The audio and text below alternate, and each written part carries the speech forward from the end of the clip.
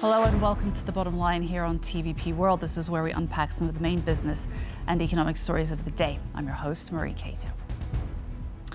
A senior Hungarian official denied a report by Reuters claiming that Chinese automaker BYD will shift most of the production from its Hungarian factory in the city of Szeged to a new facility in Turkey. Earlier this week, the agency reported, citing anonymous sources, that BYD intends the €4 billion factory to run much below its capacity for at least 2 years, and that the construction will be completed in 2026, later than originally planned. The sources pointed to lower labor costs in Turkey as one of the reasons behind the decision. István Győ, the head of the Hungarian investment agency, later called the story fake news in a post on Facebook, citing BYD representatives. He said that the construction of the plant is running on schedule and no production cuts are expected. Similar reports were published by Hungarian media. However, the company itself hasn't so far issued a statement contradicting the story released by Reuters. The Russian central bank has slashed key interest rates in a drive to revive a cooling Russian economy. This is a second cut this year after a long period when the rate has been set to at 21% to keep the raging inflation in check. This is Elvira Nabiulina, one of the most important decision makers in the Russian economy. On Friday, the institution she heads, Russia's central bank, announced it was slashing interest rates by 2 percentage points, down to 18% on the back of slowing inflation. But there was more. If you look on quarter-on-quarter seasonally adjusted data, you actually saw that the very first quarter of this year, it was the year of actually a drop in Russian GDP by 0.6%. So if you look in that way, you see that both prices and economy are actually deaccelerating. And this is like a very sign of economic weakness that is there. Russian officials have been pointing to this weakness for some time now. According to the current business environment and indicators, I think we are already on the verge of sliding into recession. Experts are saying that the second half of the year could be hard for the Kremlin, with budget cuts on the horizon. This is quite expected that Russia will come into a crunch in the second half of this year with hardly any growth. So Russia is bound to cut public expenditure by 1/10 at the end of this year. And on top of that, if the oil prices stay low, that could take another 1% of GDP. That is cut federal expenditure from 20% of GDP to 17% of GDP. It's not a catastrophe, but that's severe austerity, and that would mean less growth or a certain decline. What's also not helping is the strong ruble, which shrinks Russia's energy revenue. But all forecasts are uncertain, depending on whether the US president decides to punish Russia for its intransigence on Ukraine, and the recently imposed 50-day deadline for some progress in the peace talks passes. The Russian economy has shown signs of significant cooling after a period of growth last year, fueled by the switch to wartime mode. The question is whether this spells deeper trouble, or will the Russian economy show signs of resilience again? We are now joined by Alexander Kolyandr, Senior Fellow with the Democratic Resilience Program at the Center for European Policy Analysis. Hello, and thank you very much for joining us. Hello. So last year, the Russian economy overheated. Now it appears to be cooling too quickly. Can you tell us about how it went from one extreme to the other? Well, I think it's a usual thing. If you have something overheated for 2 years, then when you start cooling it down, then you might have the cooling down pretty fast. And that's exactly what happened with the Russian economy. We saw 2 years of exorbitant growth. It was about 4% growth of GDP annually in 23 and 24, and it pushed Russian economy to the limit. And with the effort of the central bank, which was trying very hard to lower inflation and cool down the economy. Finally, they succeeded. Inflation is on a downward trend, and the central bank was able to cut rates. The rates, just to check it, the base rate of the Russian central bank is still very much double digit. So the cost of money is pretty high. And with annual growth expected this year between 1% and 2%, it seems that the central bank has voted for low growth, expensive money, and, if possible, low inflation. Do you think that the Russian economy will experience a recession this year? It might well be. It might go into the negative territory in the third or probably in the fourth quarter as a combination of outside and inside factors. As Mr. Oslund has just mentioned, oil prices would be a drag on the Russian economic growth, but also all the endemic factors that Russian economy has experienced for that long. A deficit in the labor market, struggling consumption since the start of the year, overall cooling down of the economy and the corporate lending. All that might push Russian economy into zero growth or even in the negative territory. The Russian central bank's interest rate cut of 2%, now it's at 18%, was not unexpected. It was both recommended and it was anticipated as an announcement today. What kind of immediate impact can we expect to see? Well, I wouldn't expect any immediate impact from such a move.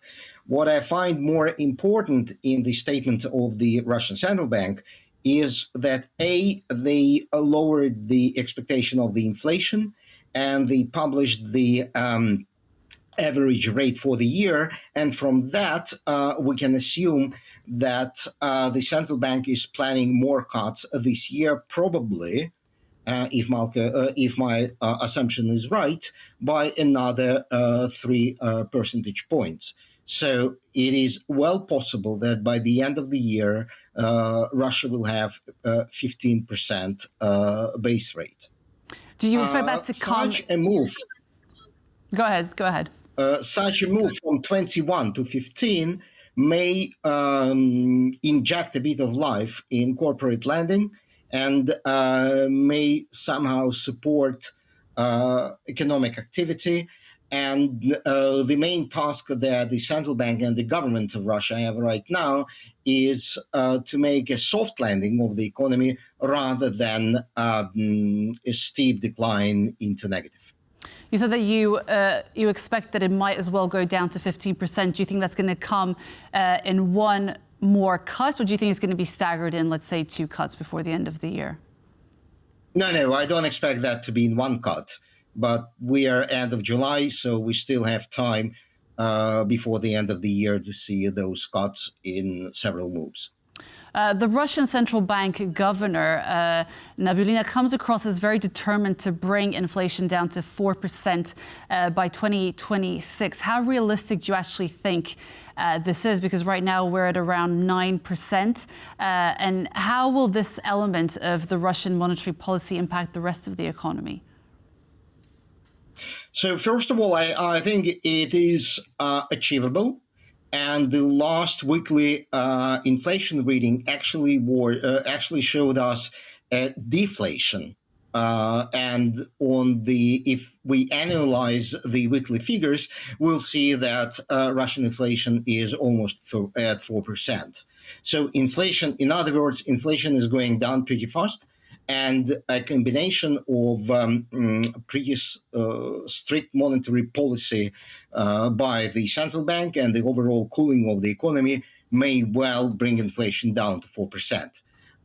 For the overall economy, that would mean, for an average consumer, that would mean if this consumer has enough money, that interest on deposits would go down.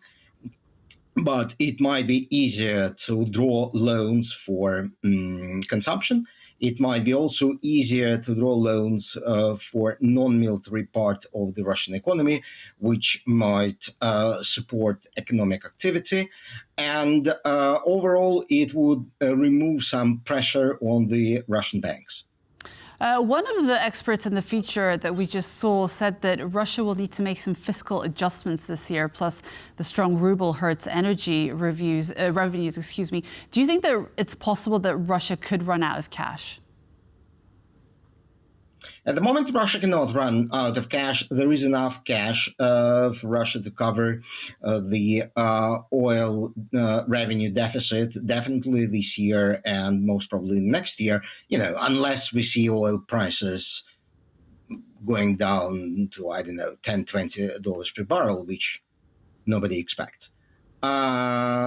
And there is enough liquidity inside the country, so the Russian government is able to borrow domestically to plug the deficit. However, Russian budgetary deficit is already at almost 1.7% of the GDP, which is what the government projected for the whole year.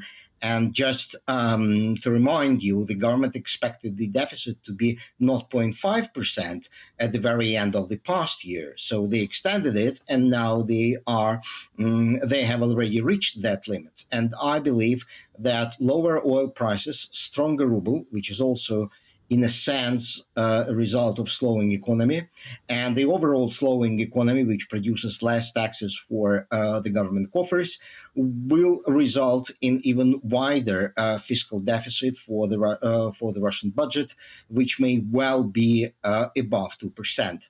But at the moment, there is enough cash that the government can borrow domestically. And on the other hand, I do believe that the government will try to cut expenses.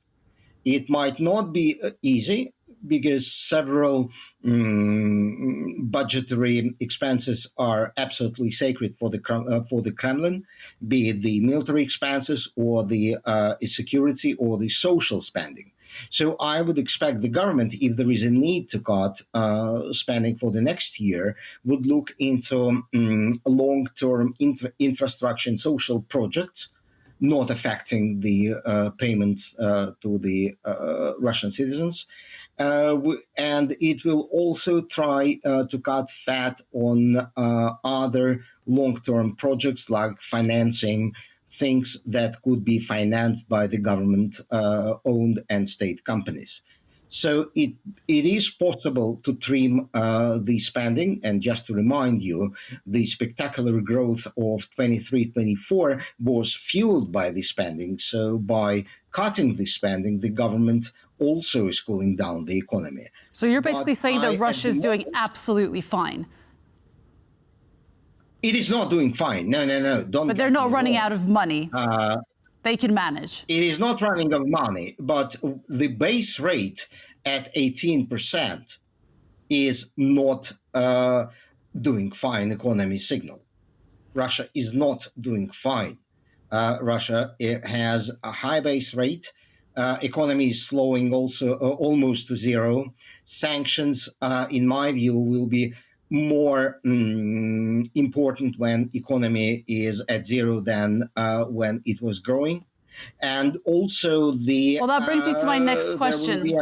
That brings me to my next question. How would you assess the impact of the sanctions thus far? The impact of the sanctions, well, the sanctions has an impact of decreasing value. In other words, if you do not readjust the sanctions, and so their effect is going down. So the sanctions are important when it comes to technologies. It is important, but to a lesser extent when it comes to export of oil and oil revenues, simply because the Russian economy is pretty fast adjusting to that. So unless the Western countries put an effort in revisiting the sanctions now and then, Russian economy will be able to adjust to them. And well, exactly. What else would have to be? What else would have to be included in the sanctions for them to really bite? Well, first of all, even if you don't include anything new, it's the enforcement that the sanctions are lacking. First of all, when it comes to the shadow fleet and technological export to Russia, it's still going on. Russia is still able to purchase almost everything it needs through the intermediaries, although it pays more, but it is still able to buy. And oil is flowing out of Russia, being bought by India and China. And tankers are passing the Danish Straits and the English Channel without any hindrance. So basically the enforcement is where it fails. Do you think that the U.S. will finally pass the legislation sitting in Senate with those punishing sanctions that we hear of? And what are the potential consequences of this? Do you think that might be that I do not believe in, because even the Senate said that with Donald Trump's threats to introduce 100% import tariffs on goods from the countries buying Russian oil, that after that threat, the Senate said that they will put their proposal on ice for the time being. So the main question is whether Trump would introduce those prohibitive tariffs on goods from India and China. And I personally do not believe that that will happen at the beginning of September. But if it happens, that would affect Russian economy big time. We hear Elvira Nabiulina suggesting that Russia is ready for tighter sanctions coming Russia's way.